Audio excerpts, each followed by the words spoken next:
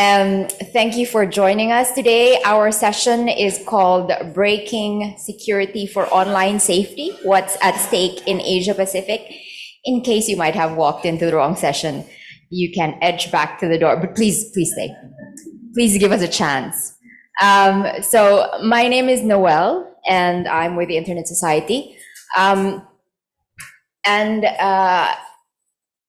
Please get comfortable. So if you might have been tracking the discussions around content moderation in recent years or internet regulation recently, you may notice there's an increased trend towards making intermediaries liable for the content that we users produce, that we share through their platforms, on their platforms rather, through their services. So this discussion really is part of a bigger trend around intermediary liability, but we're not. That is another big debate. So we are not going to go into that in general. We are going to focus on a specific aspect, which are essentially the laws, the new laws that are coming up in the last 2, 3, 4 years that would like that focus rather on or would like to protect users from accessing potentially harmful content, illegal content. And we see this in several economies. In the US, they have what they call the Earn It Act. There's online safety bill in the UK. This is also being deliberated in the EU. And of course, we have variations of this in Asia Pacific. In India, we have the revised intermediary liability guidelines that came into place. And in Australia, of course, we have the Assistance and Access Act. So what these laws, newly enacted and proposed laws, what they would like to do essentially, and what they have in common is they would require intermediaries to detect potentially harmful content, report that content to law enforcement, to government, and also have the ability to block or censor specific types of content.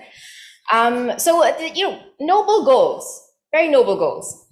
But this is becoming impossible. And that has to do with the security that we are all enjoying now online. So we've come to a point where we feel confident enough to reveal details that we wouldn't normally reveal to the person next to us. These are bank details. We are confident enough to transact online, to communicate trade secrets, government secrets online, without having the fear of somebody spying on us or somebody, potentially defrauding us. The fear is, still there. It's still possible, but we've come to a level of security where we can be confident enough not to be stopped by that fear. And it makes the internet more valuable because we can do things more. We can do more things online rather. So, but an essential part of the secure systems, and this is something that we don't, I suppose, say enough, it's just, and we don't appreciate enough, it's just how hard it is to secure the online environment. But we've finally, gotten to that a level of comfort, at least for now. It's an evolving threat landscape. But an essential part of having secure systems is secure tools, and one of them is encryption. So we'll get into what encryption is later for the non-technical audiences in the room. But essentially, with it, and encryption is everywhere. It's, you know, I read one statistic that says like 96% of the systems that you use now use encryption. So it's very widely used. And the gold standard for encrypted systems is what's called end-to-end encryption. So encryption in general, what it does in a very basic sense is it scrambles the messages that you type online. It scrambles it so that the people who are not authorized to read that message cannot read the message. So what they will see is like just a bunch of characters. In end-to-end encryption, what we have is that if I send a message to you, so I am the source of the message and you are the recipient. So I intended for you to read the message. So in an end-to-end encrypted system, the message is garbled so that only I, the source of the message, and you, the recipient of the message, or the intended recipient of the message, can make sense of the message. So everyone else who might be, you know, accessing the message can only read, well, things that don't make sense, including the service providers that we use. So for WhatsApp, for example, a lot of us use WhatsApp. So Meta, the owner of WhatsApp, or the staff of Meta, cannot read the things that I would send to you through WhatsApp. So if Meta cannot read what I send to you, or what anyone sends to anyone else, how can it detect the harmful content that's being said on WhatsApp? So that's what makes the proposed laws rather difficult, because it means that for Meta to be able to read what I'm saying to you, if say I am saying something potentially harmful, it would need to weaken the system. It would need what security experts create a systemic vulnerability. So these laws, as we know, have a very good intention.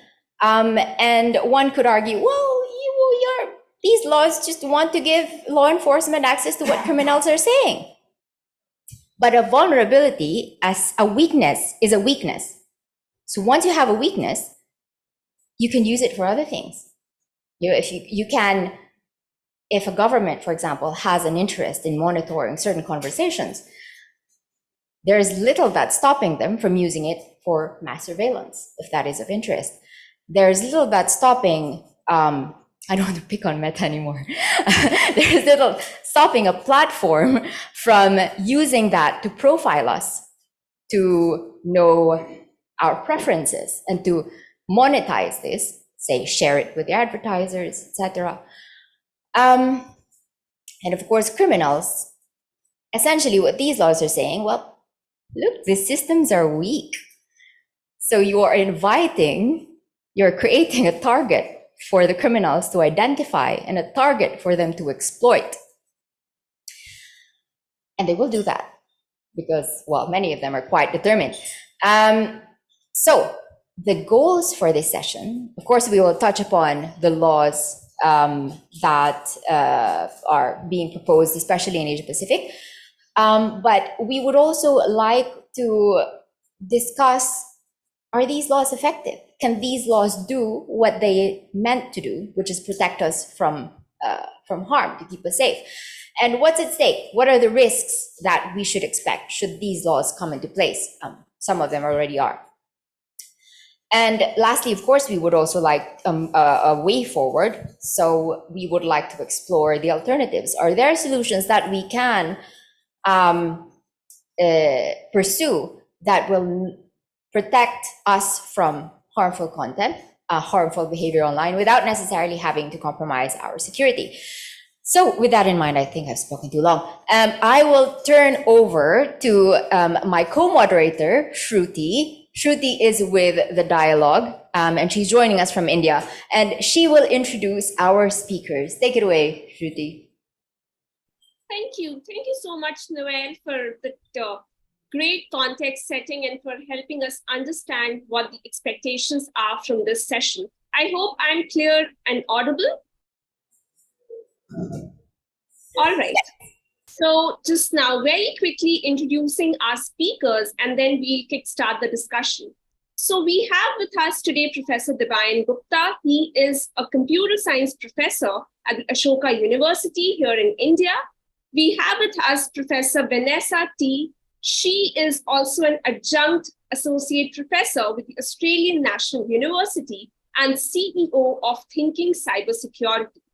We have with us Mr. Pablo, who is a strategic engagement director at APNIC, and Mr. Alex Lynch, who is a public policy and government affairs manager with Google Australia.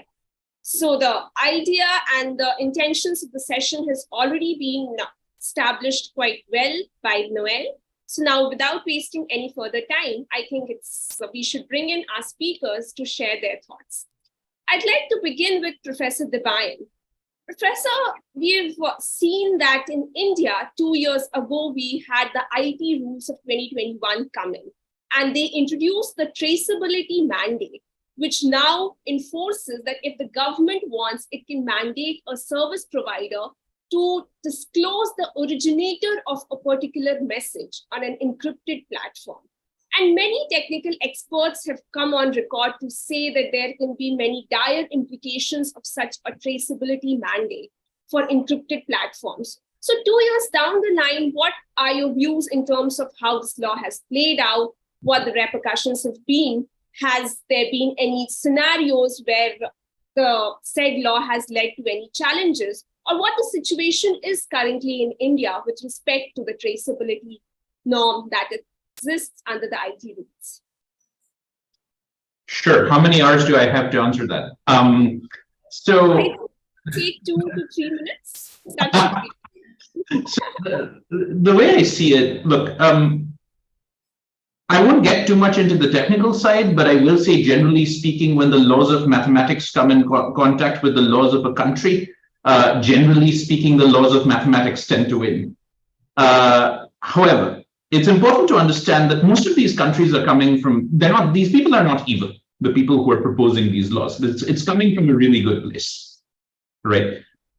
So let's try and steelman this argument and see what's the best we can do.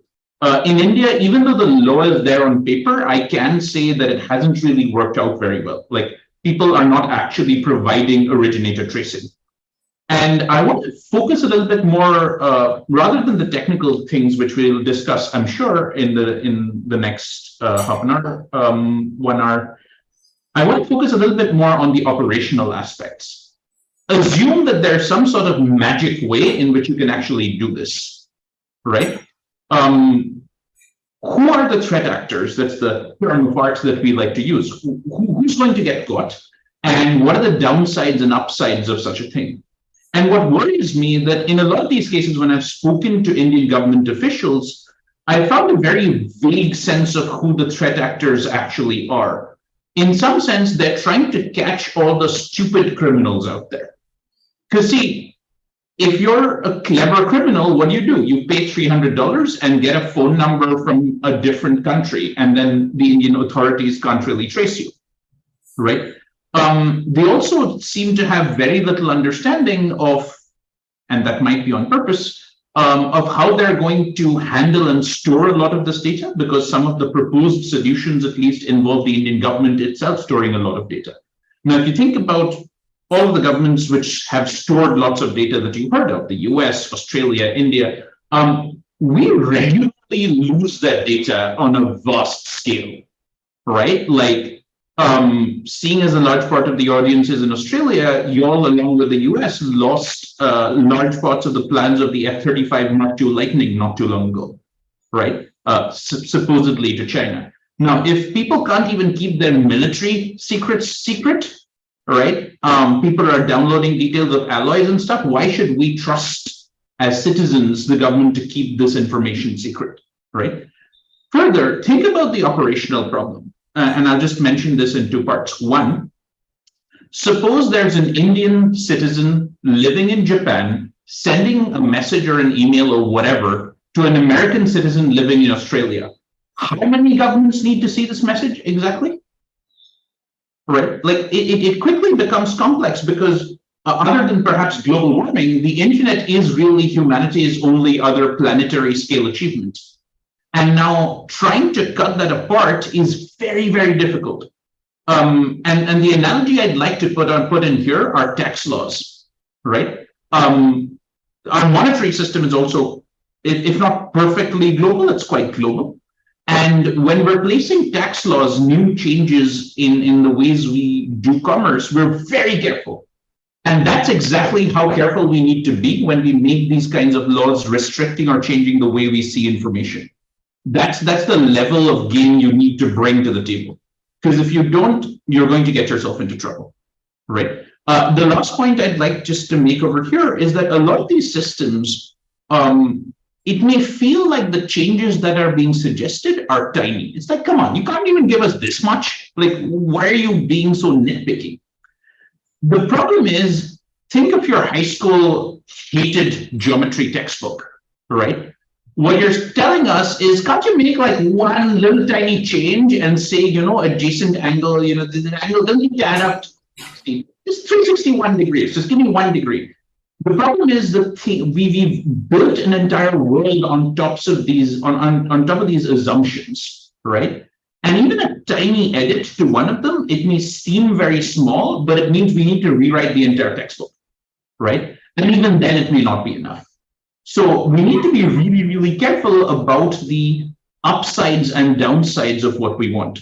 Last point about upsides, I've spoken to many government officials asking them to give me statistics about, okay, suppose you had this, how many criminals would you catch? Do you have a statistic? Do you have, I told you what the downsides might be, and I can give you some idea of what is the pain we might feel. And this is without going into chilling effects and so on, right? What is the upside? Can you tell me every year we can solve 1,500 cases, we'll catch 35 terrorists or whatever. And they don't have those statistics. So I'm actually not completely averse to these laws. I'm willing to hear this stuff out, but I want to see a clear public cost benefit analysis before I talk more. Thank you so much for that great points that you've made. Just to also add to what Professor Debayan just said and give a little more background about what the law is currently and what the situation is. So the traceability mandate has in fact been challenged before the constitutional courts of India. It started with the Delhi High Court, and now the petition is pending before the Supreme Court of India. And also, we have a discussion around the amendment of the existing Information Technology Act in India. And very soon, we might have a new Digital India Act. So building this discourse and having these discussions becomes even more relevant right now. Now we are thinking of bringing in a new legislation. It's important to gauge what the challenges exist in the current legislation and the delegated legislations therein, and maybe revisit them in this new policy-making process. So while this goes on, I think we should also understand what's happening in the other jurisdictions. And for that, Noelle, I'll turn back to you to request you to please have a couple of questions from Dr. Vanessa and Pablo while I'll be back in a few minutes. Thank you very much, Shruti, and thank you very much, Dr. Debayan. Really excellent points. Let me turn now to Vanessa. Vanessa is also a doctor, by the way, but I don't want to be too formal to somebody in Australia. So Australia was an early fan or an early proponent of these kinds of laws through its Assistance and Access Act. Could you tell us more about, because this has come into, this has been enacted. Could you tell us more about what the implementation has been like, and whether you have a sense of how effective it might already be to catching criminals, so to speak, or just mitigating online harms? And I do have a follow-up question that's related to that. A lot of these laws now say, no, we don't want to break encryption. That's actually what they like to emphasize. We're not breaking encryption. So there has been, the encryption debate is a decades-long debate, and we see now a shift from the explicit request for backdoors towards more nuanced ways to to get access to our data, such as client-side scanning. Could you comment on what risks we can expect from these? Because another justification that has been made is that it's not, strictly speaking, it's not really breaking encryption. And I will leave you to elaborate on that. Thank you. Again, it depends how many hours you've got to listen. That was the big question. So I agree very much with basically everything Debayan said. And I typed out for later the quote about what happens when the laws of mathematics and the laws of countries conflict. Look, Australia has been on the bleeding edge of breaking security in the name of safety for many years now. And the answer to your first question is we don't really know either how effective it has been at catching criminals or how much damage it has done to the rest of our security. We have had in recent years, after the passage of the Assistance and Access Act, both some spectacular busts in which very, very serious criminals were successfully caught, and also some spectacular data breaches in which millions of Australians' personal information was exposed online. One of the characteristics of the Assistance and Access Act and various other pieces of legislation along these lines is that they come with no transparency at all. In fact, they come generally with sort of anti-transparency measures that say that companies that are targeted with these kinds of orders are not allowed to reveal how many or how often or what exactly was requested. So we don't know, either on the positive side or on the negative side, how big the implications of this raft of legislation has been. So that's the answer to your first question. We just don't know.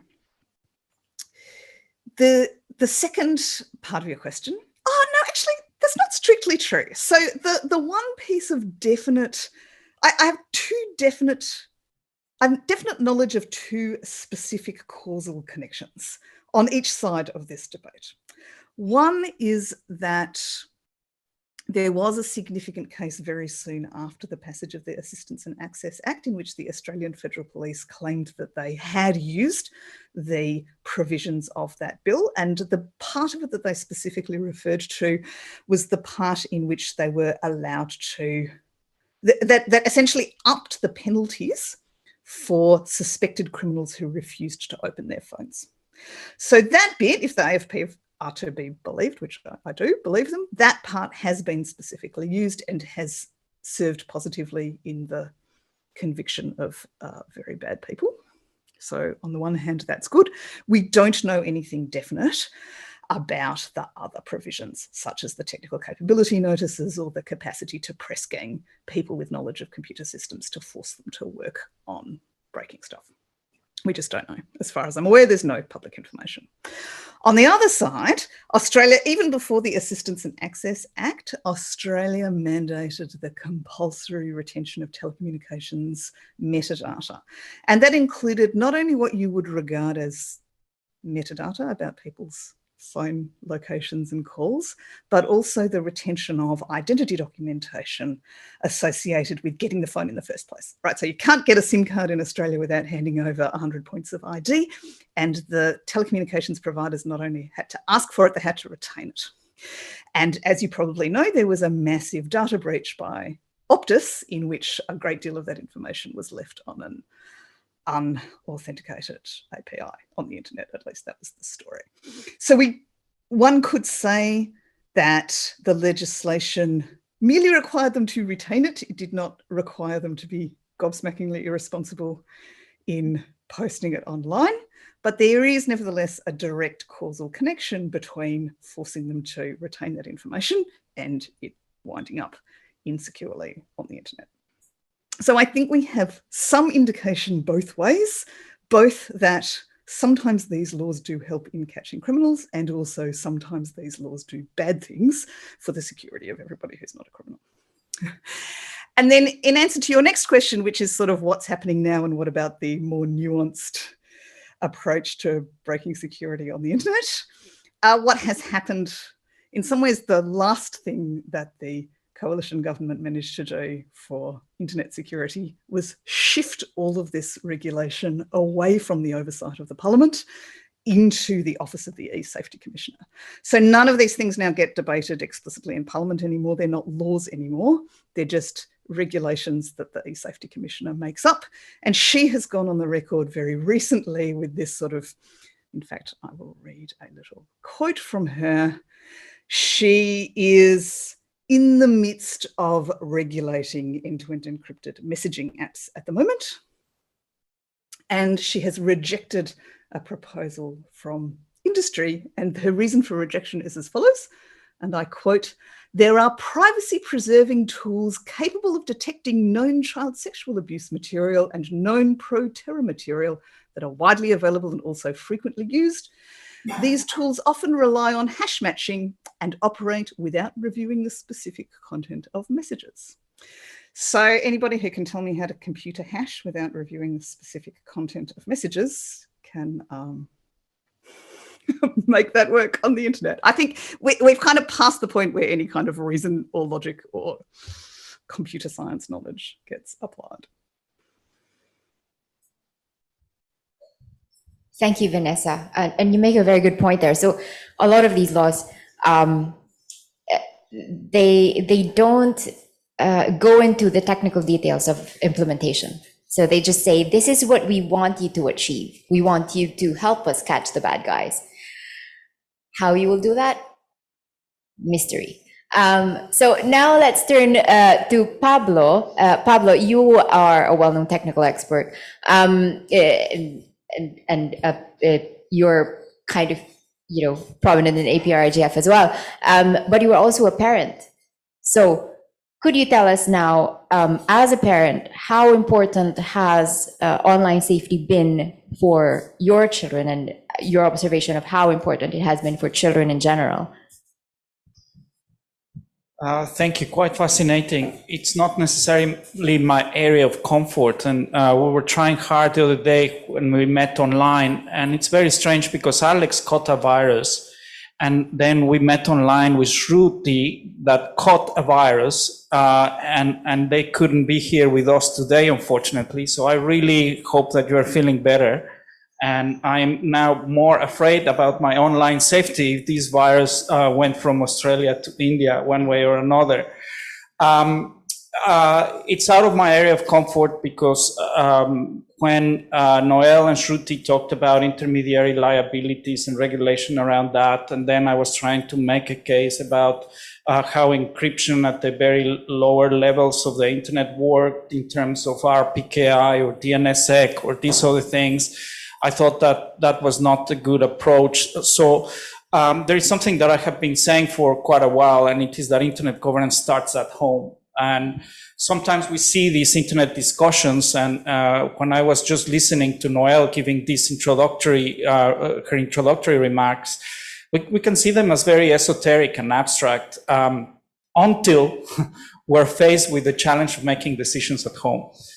How you configure your router, how to manage your Wi-Fi password, and the devices that are connected to your home network, and whether it is possible or impossible to control your kids' exposure to harmful, hateful, unlawful content, to filter or not to filter, what filters, what parental filter products or firewalls to apply in your home network, how to prevent children from being scammed or recruited or taken advantage of. And these are questions that I face sort of every day. And sometimes I see friends that talk all the time about open, free, multi-stakeholder, let's discuss together and have a consensus building approach. And then they have a fully controlled environment at home with all these filters and controlled apps and access to browsing history of the kids, and kids not being able to take part of those discussions. And when you see these questions at home, I think it makes us more genuine and realistic in terms of what we're bringing to this forum.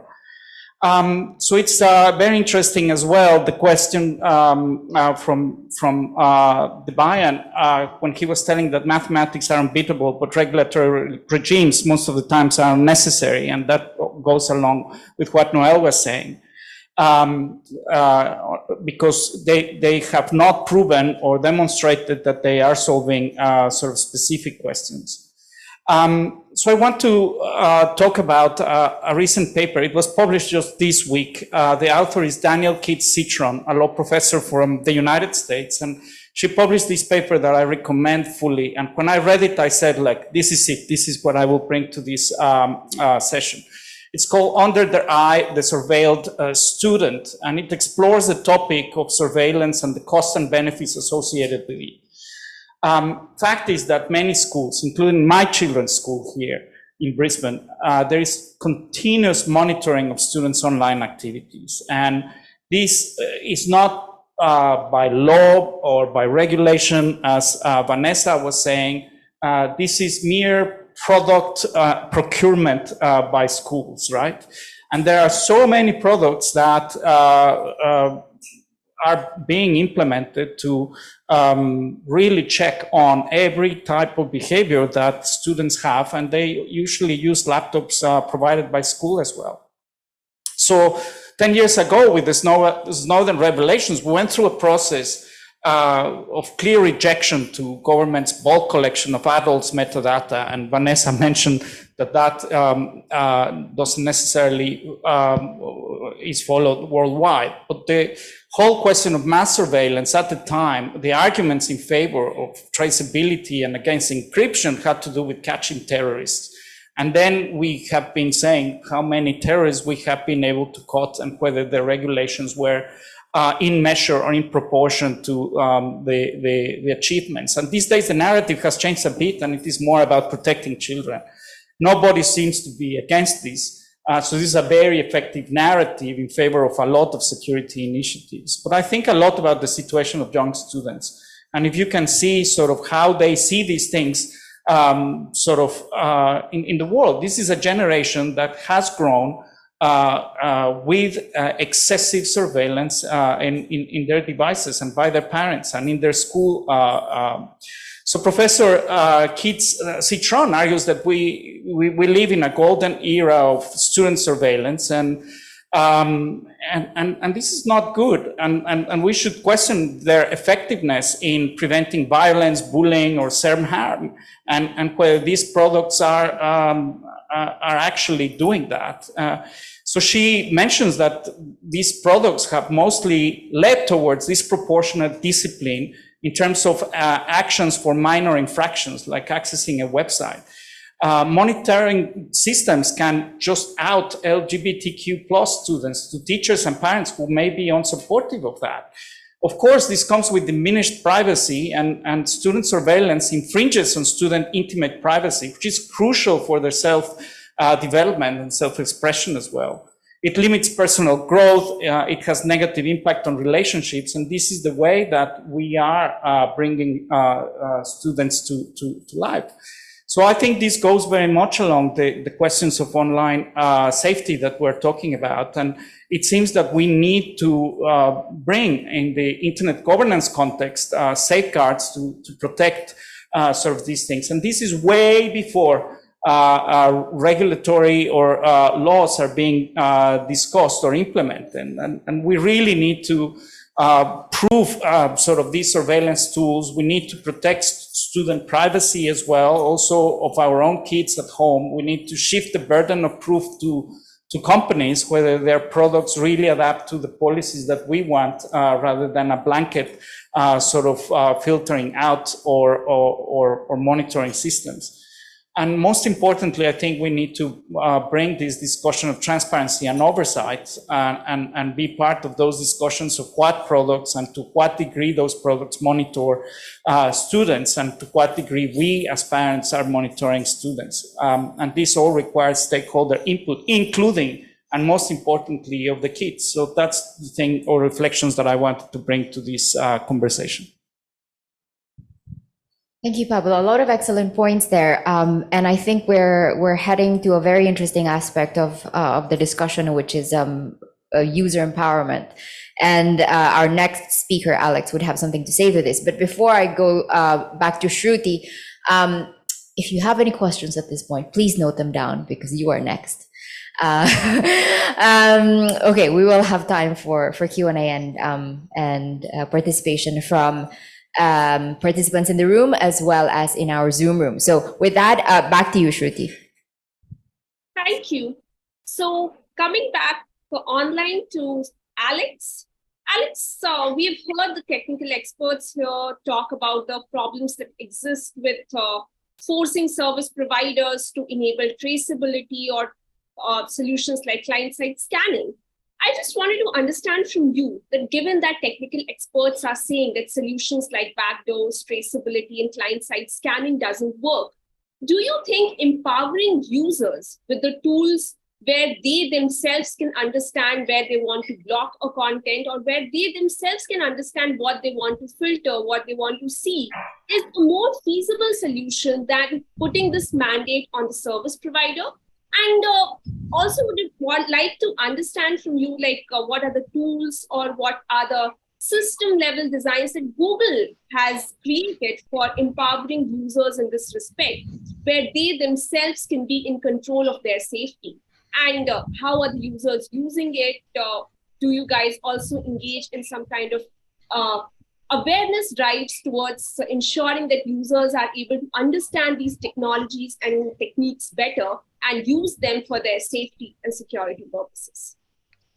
Thank you, Shruti. Yes, it's our view that the best threat detection network for harmful content you can have is one that scales and one that is sensitive to people's emerging concerns. We know that content on the internet changes over time and online harms will differ through time as well, depending on what people's perceptions of the most pressing concerns are. That's something that citizens and civil society are best positioned to enable through a robust reporting framework, and that can be supported by technology like machine learning, detection systems, and hashing systems. Indeed, as others have pointed out, only can work on public and unencrypted data. And government collaboration is an important aspect of this as well. Fundamentally, we want people to be safe and to have control over their own experiences online.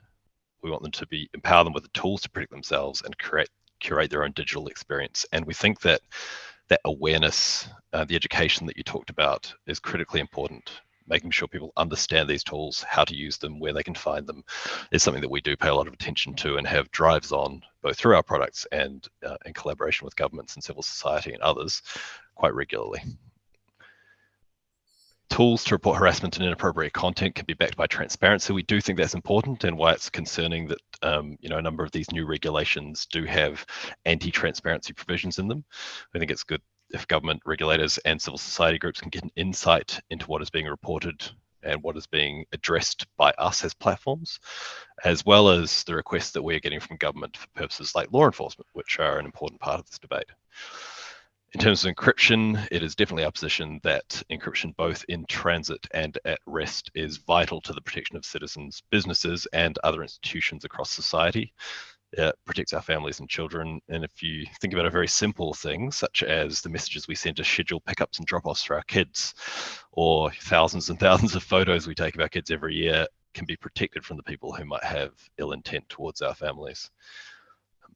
Platform safety is one of the reasons that we have been successful over time as a company. The decades of effort we've put in to making our systems and platforms secure and safe, and the ongoing efforts towards that. To give you a basket of ideas, and this is, I could talk, as others have said, you could spend a day talking about these things, but things like safe browsing, protecting 4 billion devices, and probably including the ones that people in this room use. Gmail blocking over 100 million phishing attempts every day. Google Play scans about 100 billion apps every day to protect people from things like malware. But we do know that children are growing up with technology in ways that previous generations haven't. So we're working directly with experts and educators to help set boundaries, think about the boundaries we want in our technology, and help to build them into our products. Things like Family Link, which allows people to manage their child's devices so that you can set safety controls when they're exploring online, screen time limits, and things like that. And special features like smart filters, site blockers, content ratings, in collaboration with governments and into many of our products across the Play, Assistant, YouTube, and more, to make them more family friendly. Now, this is something that we've developed over a long period of time to help organizations protect children. And we do deal with some of the more pointy ends of the content moderation spectrum, including child sexual abuse material, terrorism material, and things like that. So we provide a toolkit for external partners through an API, Content Safety API, and CSAI Match. And those are free for partners as part of our contribution to the ecosystem. And they use technologies to process billions of files every year, evaluating millions of images and videos for abusive behavior, uses programmatic access and artificial intelligence to help both classify the images and prioritize them for review. And the higher priority these automated systems give them, the more likely they are the images to contain abusive material, and it helps people whose job it is to review this material, both at the civil society side and in government, to prioritize their human review processes, which can be, I think, psychologically challenging in a lot of these fields where you're dealing with very, very harmful content. And this prioritization is important both to minimize people's having to work through screeds and screeds of this, but also to prioritize the most extreme content for initial review. But we still do think it's important to have a human in the loop because the automated systems we have at the moment are not perfect. This is something that we put a lot of effort into as a company. And we do think that we have a strong role to play here. However, I do want to reiterate that encryption is vital for the protection of our societies, both at the individual level and at the organizational level for businesses and institutions as well. Thank you, Alex. Very important points around definitely encryption is vital, be it at transit or at rest, and empowerment of users and more collaboration and coordination between private companies and the government towards envisaging important and better innovative techniques and solutions for safety is very important. And it's great to know that Google is undertaking these efforts, and we hope that these efforts help in creating a more safer space in times to come. Noelle, just coming back to you, I think we should now open it up for audience engagement. We should indeed. So are you ready with your questions? Well, before we go to that, I'm curious, how many, in a show of hands, in this room are using, and the Zoom room as well, are using WhatsApp or Signal or any other applications or services that we are using because we know they are secure or we believe they are secure? Quite a lot of people. That explains why you're in this session. And I shouldn't have asked you to take that hand down because I was going to ask now, how many, if you knew that there are third parties, if you knew that government can read what you're saying, how likely are you to continue using these services? A few. You have nothing to hide. That's true. So, Pablo, would you mind elaborating on that? Well, first I was going to ask Alex when Google Messages are going to be end encrypted, because currently they are not all those Android users using text SMS. That's the Google messaging, and I really hope that you can stand up to the trend. That would be awesome. And secondly, I mean, again, this was a very easy experiment just in the room. And if you see those that said like, yeah, I don't mind, you know, government surveillance, that's okay. They were all probably sort of 1997, 2003 generation. And that's because you most likely have lived most of your school years in this type of regime, you know. Very good point, Pablo. So now we turn to you, our participants, to see if you have any comments or questions about the session. If there are any representatives here or anyone who works for government or law enforcement, we would very much like to hear from you as well. We are conscious that we don't have a government or law enforcement representative in the panel, and it's very important to hear your perspective as well, because I'm sure it would enrich our discussion. Do we have any hands for questions? Oh, yes.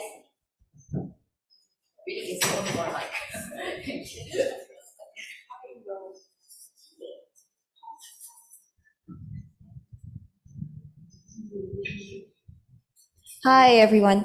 So I'm just gonna reiterate what you said, that internet governance starts at home, but I also believe that privacy also includes your home.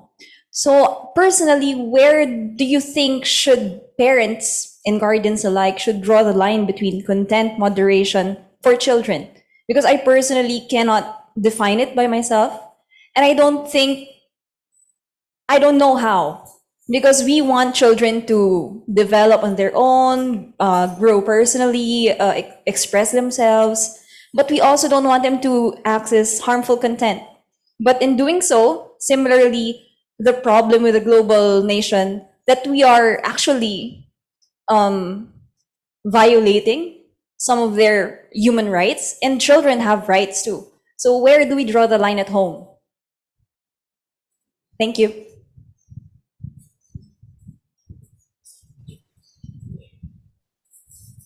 I'd be happy to have a go at that, but I'd also be happy to hand it back to Pablo, who's obviously thought about it a lot. Pablo, do you have anything more to say? Go ahead, Vanessa, and then we can hear from Pablo. I am also a parent. I have 3 children, one of whom is an adult now, and I minimized surveillance of my kids. First of all, I think the analogy between the surveillance of children and the surveillance of adults is a bit wrong, because of course it is appropriate for very small children to have their environments controlled by somebody else, right? You don't let them run on the road, and similarly, you don't let them cruise the internet freely on their own. I think that the role of platforms in pushing emotive material at everybody is a big part of the picture that deserves to be discussed when we're talking about children browsing online.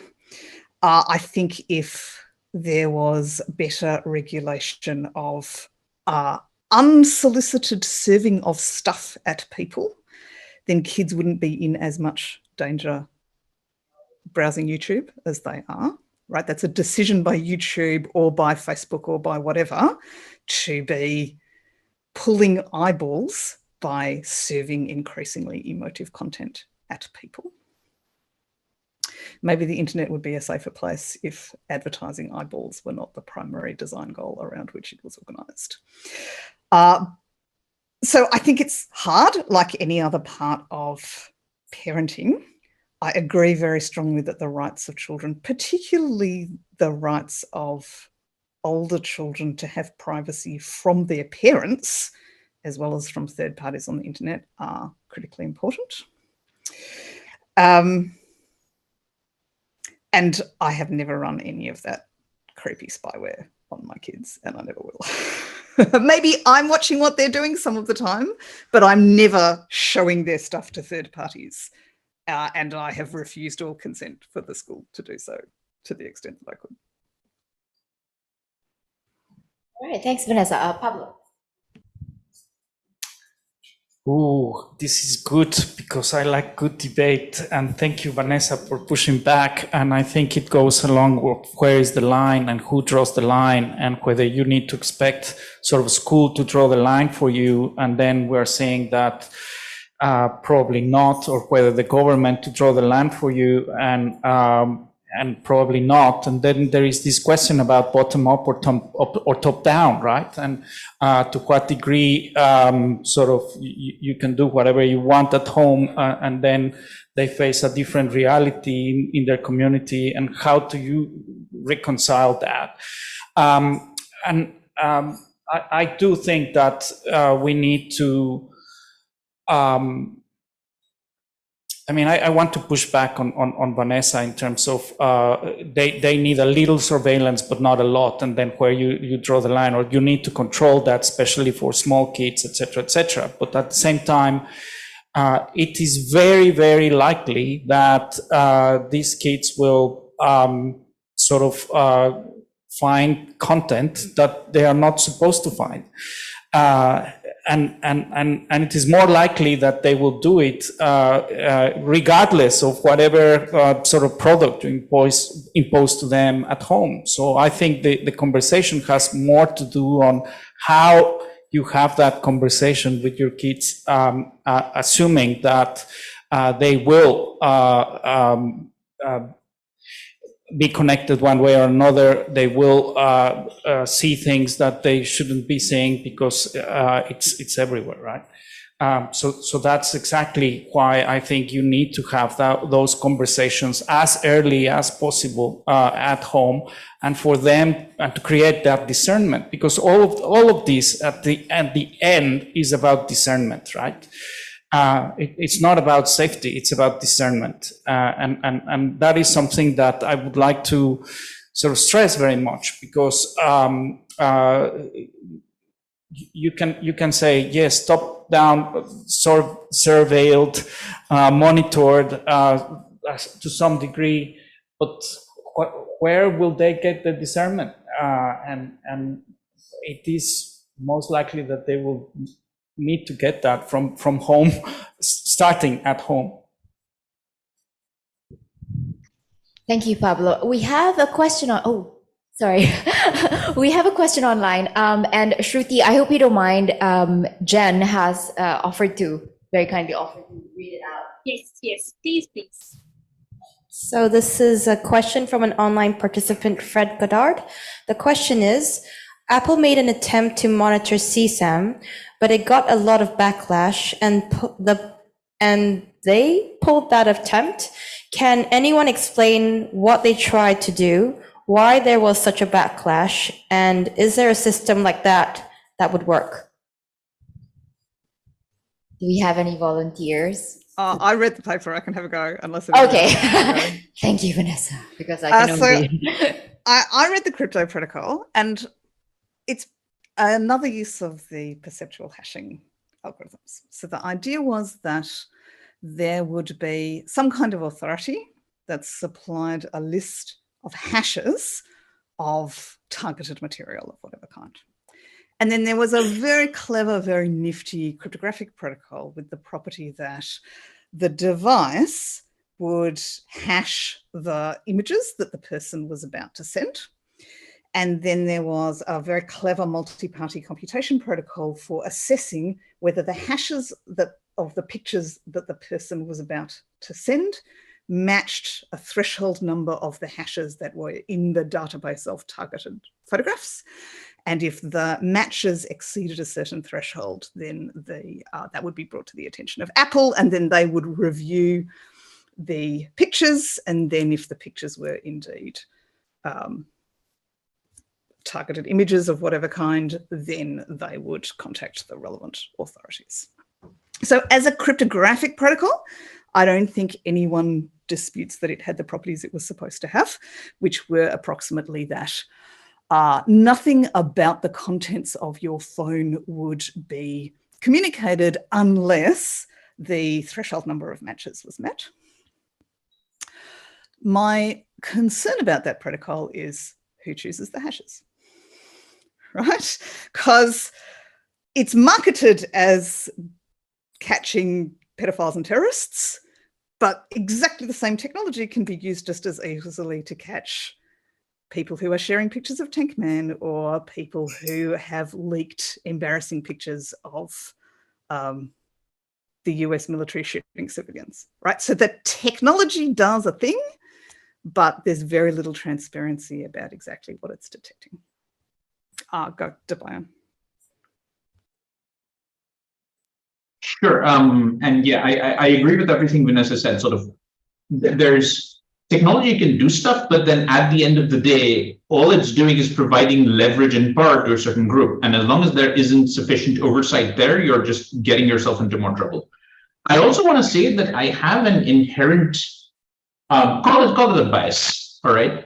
Anytime anybody comes and sells me something that tells me it's going to help my liver, reduce my ache in my foot, and help me think faster or something else, I think they're selling me snake oil.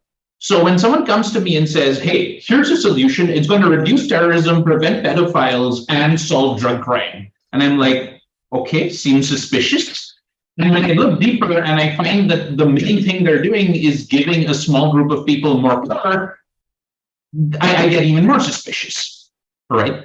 The problem with a lot of these protocols, again, they're coming from a good place very often, but almost all of the time, what they end up doing is moving the decision somewhere else, right? About what is good and what is bad. And I think that decision needs to be devolved as far as possible. I'll also just mention a couple of different things about the prior questions that were asked in just a minute. One is another problem with the children scenario is that very often the teenager is the most technically adept person in the home. So, using technology to prevent your child, your 14-year-old from seeing porn or whatever, like, good luck with that. There is also a difference between what is legal and what is prudent. And I think a huge problem with us is that, how do you deal with a generation who's not angry that the NSA looked at their private posts? They're angry that the NSA didn't hit like. How do you deal with that sort of oversharing mindset? And again, I want to really emphasize that the government that we're afraid of is not a particular government. What we're afraid of is not sort of a SHIELD style, if you're an Avengers fan, a SHIELD style sort of super competent group of people who are sort of surveilling everyone. No, these are not the brightest crayons in the box. Like, why do we think that our intelligence officials and the police are any cleverer than the most incompetent department that you've seen in the government? In the US, that would be the Department of Motor Vehicles, for example. Right? These are, if you, someone was talking about the terrorists that work on, and I was just looking up, in 2015, there was a great ProPublica article written about this, because they looked at what had happened under the Bush administration after the 2001 attacks and the increased surveillance thereafter, and there was a Senate Intelligence Committee, this, that, and the other. And the NSA has publicly, speaking after the Stellar Wind protocol and so on, they've spoken about exactly 4 cases, 4 after spending tens of billions of dollars of public money, if not more. They've spoken publicly of only 4 cases where the surveillance was actively used. And out of those, there was only 1 case where this mass surveillance that they were doing actually helped them make an arrest. That was the case of a taxi driver who sent $8,500 to his brother in Somalia. That's the best example of cost-benefit analysis we have till today. So as a public sort of taxpayer, my question is even deeper. I'm like, look, you're asking me to spend all this money, come up with new protocols, hop on one leg, dance under the full moon, whatever. Let's say we come up with this. What is the benefit that I'm getting? And the answers that I get are woefully vague. That's my problem.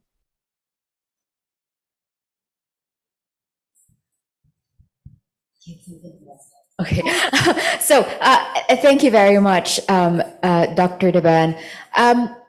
We can take one more. We were given a very small time extension, so we can take one more question in the room, and then another in online.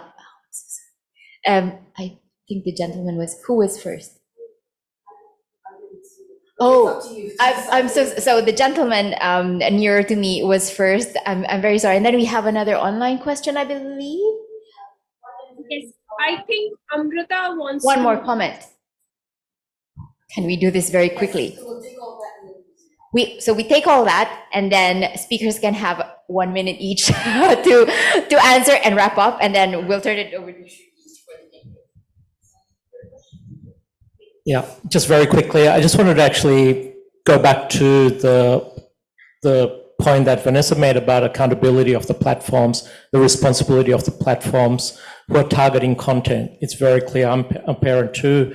When my kids watch YouTube, they are targeted with specific content, which is very hard for them to push back or turn off because it's been designed to engage them and grab their attention. I'd love to hear responses from the panel about this issue of holding platforms more accountable to what they serve us, the users.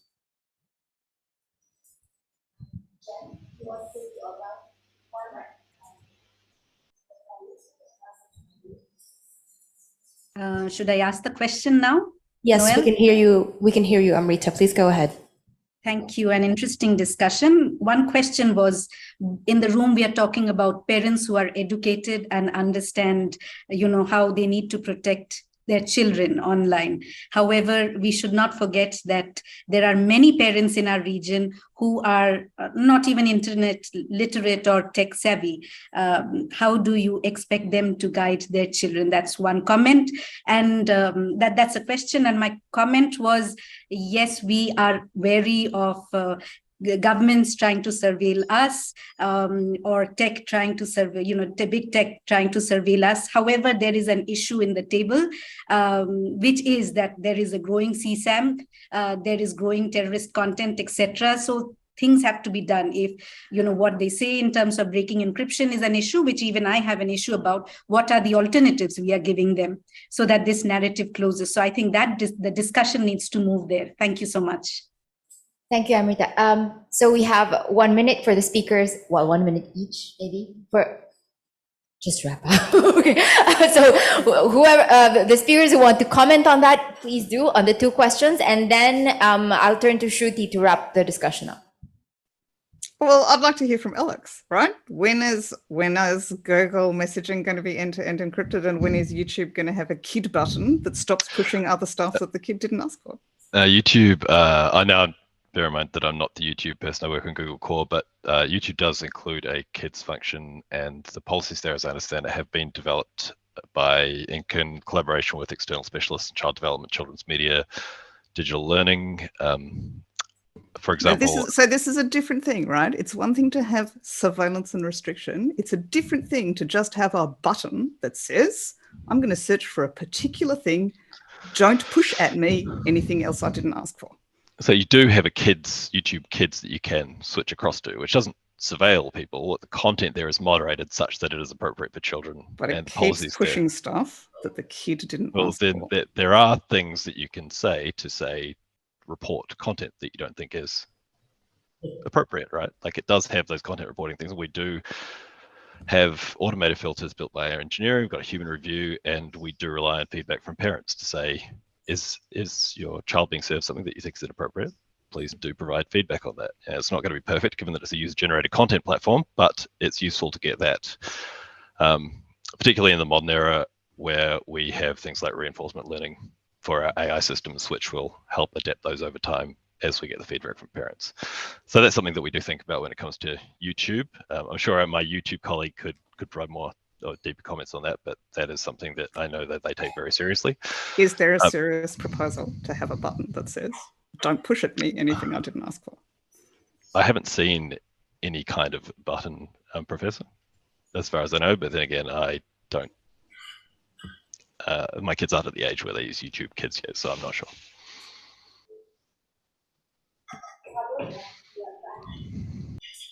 Well, I found this panel quite interesting, but it was just the start of a lot of things that need to be unpacked. It's clear for me that there are technological answers, then there are products, then there are policies and regulations, and then there are parents that we struggle every day to find that, and neither the technological solutions, nor the products, not the regulations are enough for our children to be safe. So we need to put our effort into promoting more discernment, and that is technologically neutral and doesn't require a lot of digital skills. Thanks very much. Just to quickly answer, there is, some of you might have read, there's a proposed framework on coming from New Zealand on online safety, and that has a provision that would require platforms to be accountable for promotion algorithms, which is, I think, something that, so it's something to look into. With that, let me turn over to Shruti to wrap up the discussion. Thank you so much. And the discussion was quite enriching. It's sad that we have to now wrap up because we are 5 minutes, in fact, above the time limit. So thank you so much for all the insightful comments and the insightful discussion that we had today here this morning and this afternoon in Australia. Thank you to all the speakers for sharing their insightful thoughts on this issue. I'd very quickly like to, in just 1 minute, sum up the key points that have come out of this discussion. So as the discussion revolved around encryption and how there has been a lot of considerations by law enforcement and governments towards maybe diluting the encryption security in the quest of enhancing online safety. The recommendations from our experts here is that it's not a good solution towards safety and security, because encryption itself, be it encryption at rest or encryption in transit, is a non-negotiable technique or a technological advancement which has been crucial towards ensuring safety, security, and privacy of users online. So any proposal towards diluting this security, this protocol is going to undermine the secure internet infrastructure. Child safety has been an important issue, and that has been one of the critical reasons for law enforcement agencies to come up with anti-encryption legislations. However, our experts believe that child safety, even for child safety, encryption is a crucial tool. And by breaking encryption, we are not going to make children more safer. There are tools, there are techniques that's being developed by companies like Google, Meta, and they are invested towards having better design solutions to ensure that users are empowered with the right tools and techniques, where they themselves can be in control of what they want to see, what they watch. So focusing on devising these tools and techniques is a better approach. We need to build user awareness towards using these tools and techniques rather than coming up with solutions that compromise the security infrastructure of the internet. It's important that the stakeholders, the law enforcement agencies, the government works with the platforms better. They come up with solutions that are more secure and that do not lead to counterproductive results. In fact, statistics also show, and there is no data to support, as one of our experts said, that encryption, breaking encryption is of any help. So it's important that we think of better solutions which are more feasible and which are in sync with the digital rights of the users across the world.